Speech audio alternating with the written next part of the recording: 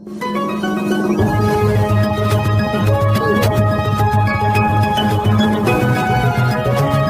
Hospital gate समोरील मुख्य रस्त्यावर आज 1 मार्च 2026 रोजी दुपारी भीषण अपघात घडला।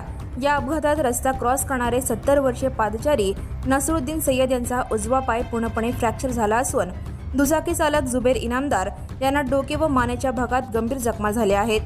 अपे चालक मात्र सुरक्षित आहे। प्राथमिक माहितीनुसार सिव्हिल चौकातून येणारी अपे गाडी क्रमांक MH13YE 18078 आणि दुचाकी क्रमांक MH13EN 1385 यांच्यात जोरदार टक्कर झाली। या टक्करमुळे दोन्ही वाहने रस्ता ओलांडत असलेल्या 70 वर्षीय नसरुद्दीन सय्यद राहणार गांधीनगर झोपडपट्टी यांना उडवून नेले। घटनास्थळी उपस्थित नागरिकांनी सांगितले की सिव्हिल रुग्णालय गेटसमोर रस्त्यावर मोठा खड्डा पडला आहे। यामुळे वाहन चालकांना सतत कसरत करावी लागते। स्थानिकांनी तात्काळ खड्ड्याची दुरुस्ती, रस्त्याची देखभाल, स्पीड ब्रेकर, साइन बोर्ड लावण्याची मागणी केली आहे।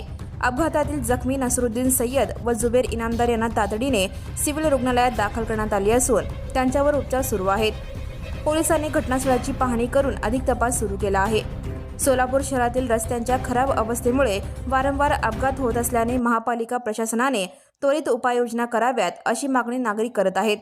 Right now and press the bell icon. Never miss an